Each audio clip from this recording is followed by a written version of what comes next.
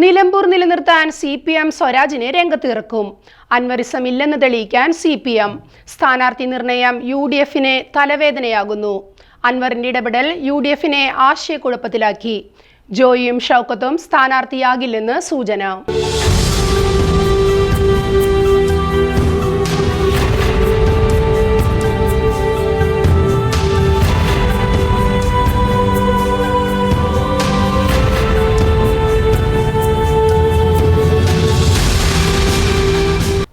അൻവറിന്റെ അപ്രതീക്ഷിത രാജിയെ തുടർന്ന് കേരളം വീണ്ടും തെരഞ്ഞെടുപ്പ് ചൂടിലേക്ക്. ഉപതെരഞ്ഞെടുപ്പിൽ മത്സരിക്കാനില്ലെന്ന് PV അൻവർ തന്നെ നിലപാടെടുക്കുകയും അതിൽ അദ്ദേഹം ഉറച്ചു നിൽക്കുകയും ചെയ്യുന്ന സാഹചര്യത്തിൽ മൂന്ന് മുന്നണികളും ആരെ സ്ഥാനാർത്ഥിയാക്കുമെന്ന കൂലംകുഷമായ ചർച്ച ആരംഭിച്ചു കഴിഞ്ഞു. നിയമസഭയുടെ കാലാവധി അവസാനിക്കാൻ 1 വർഷവും 4 മാസവും ബാക്കി നിൽക്കെയാണ് PV അൻവർ രാജിവെച്ചത്. 6 മാസത്തിനുള്ളിൽ ഉപതെരഞ്ഞെടുപ്പ് നടത്തണമെന്ന ചട്ടം നിലമ്പൂരിൽ പ്രാവർത്തികമായാൽ വരാനിരിക്കുന്ന തദ്ദേശ സ്വയംഭരണ തെരഞ്ഞെടുപ്പിന് മുമ്പ് തന്നെ കേരളം ഒരു ഉപതെരഞ്ഞെടുപ്പിനെ കൂടി നേരിടും. 2021 LDF സർക്കാർ അധികാരത്തിൽ വന്ന ശേഷമുള്ള 5ാമത്തെ ഉപതെരഞ്ഞെടുപ്പിനാണ് നിലമ്പൂരിൽ കളമൊരുങ്ങുന്നത്. 4ൽ 3ലും ജയിച്ചത് UDF ആയിരുന്നു. അതാവട്ടെ അവരുടെ സിറ്റിംഗ് സീറ്റുകളും. LDF അവരുടെ സിറ്റിംഗ് സീറ്റായ ചേലക്കരയും നിലനിർത്തി. തൃക്കാക്കര, പുതുപ്പള്ളി, ഏറ്റവും ഒടുവിൽ പാലക്കാടും UDFിനൊപ്പം നിന്നു. എന്നാൽ നിലമ്പൂരിലെ പോരാട്ടം 2 മുന്നണികൾക്കും ഒരുപോലെ നിർണായകമാകും. അൻവർ നൽകിയ തിരിച്ചടി ഒരു പാഠമായി കാണുന്ന CPM പാർട്ടി ചിഹ്നത്തിൽ സ്ഥാനാർത്ഥിയെ നിർത്തുന്നതിനായിരിക്കും പ്രഥമ പരിഗണന നൽകുക. നിലമ്പൂർ സ്വദേശിയായ സംസ്ഥാന സെക്രട്ടേറിയറ്റ് അംഗം M സ്വരാജിനാകും സാധ്യതയെന്ന് വിലയിരുത്തലുണ്ട്. ശക്തമായ നിലപാടിൽ ഉറച്ചുനിന്ന് ചാനൽ ചർച്ചകളിൽ തിളങ്ങുന്ന M സ്വരാജിനെ PV അൻവറും UDFും ഉയർത്തുന്ന വെല്ലുവിളി അതിജീവിക്കാൻ കഴിയുമെന്ന കണക്കുകൂട്ടൽ പാർട്ടിക്കുണ്ട്. നിലമ്പൂരിൽ വിജയിച്ചാൽ പാർട്ടിക്കെതിരെ നീങ്ങിയ അൻവറിനെ ചുട്ട മറുപടി നൽകാൻ കഴിയുമെന്നും CPM വിലയിരുത്തുന്നു. നിലമ്പൂരിൽ അൻവർ ജയിച്ചത് വ്യക്തിപ്രഭാവം കൊണ്ടല്ലെന്ന് CPMനെ തെളിയിക്കേണ്ടതുണ്ട്.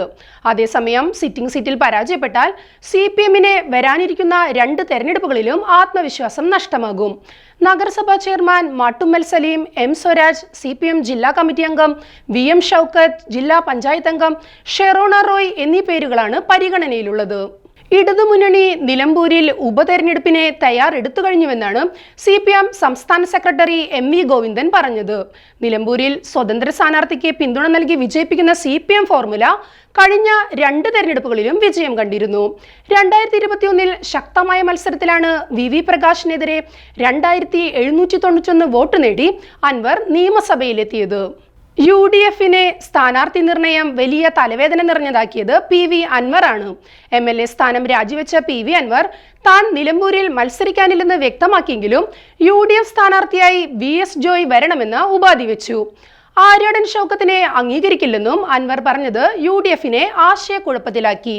മുന്നണി പ്രവേശനം ആഗ്രഹിക്കുന്ന അൻവർ UDF വാതിൽ തുറക്കും മുമ്പേ തലവേദനയാകുന്ന അവസ്ഥ. സ്ഥാനാർത്ഥി നിർണയത്തിൽ തട്ടി കാര്യങ്ങൾ കൈവിട്ടു പോകാതിരിക്കാൻ ഏറെ കരുതലോടെയായിരിക്കും ഹൈക്കമാൻഡും മുന്നോട്ട് നീങ്ങുക. നിലവിൽ ജോയിയും ഷൗക്കത്തും സ്ഥാനാർത്ഥിത്വത്തിനായി രംഗത്തുണ്ട്. തഴയപ്പെട്ടാൽ ആര്യാടൻ ഷൗക്കത്ത് ഇടതുചേരിയിലേക്ക് ചേക്കേറിയേക്കുമെന്ന അഭ്യൂഹവുമുണ്ട്.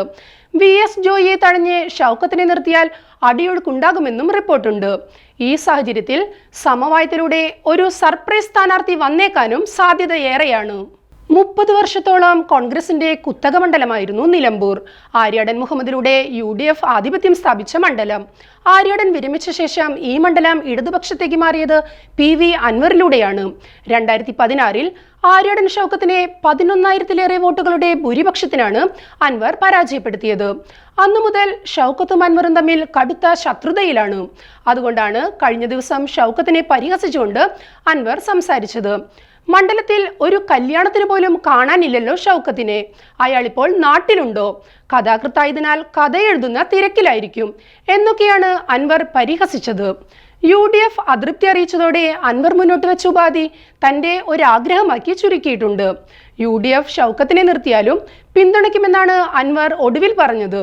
എന്നാൽ ജോയിക്ക് മോഹം നൽകിയ അൻവർ അനാവശ്യ പ്രതിസന്ധി സൃഷ്ടിച്ചുവെന്ന തോന്നൽ കോൺഗ്രസിനുണ്ട്. അതുകൊണ്ടാണ് അൻവറിന്റെ സ്ഥാനാർത്ഥി പ്രഖ്യാപനത്തെ KPCC പ്രസിഡന്റ് K സുധാകരൻ തള്ളിക്കളഞ്ഞത്. UDFിന്റെ കാര്യം പറയാൻ അൻവർ നിൽക്കേണ്ട എന്ന മറുപടിയിൽ എല്ലാം അടങ്ങിയിട്ടുണ്ട്. ജോയി ഷൗക്കത്ത് പോലെ കോൺഗ്രസിനെ നിലമ്പൂരിൽ ഗുണം ചെയ്യില്ലെന്ന കണക്കുകൂട്ടലിലാണ് പാർട്ടി. അതുകൊണ്ട് ഒരു സർപ്രൈസ് സ്ഥാനാർത്ഥിയെയാകും UDF അവതരിപ്പിക്കുക.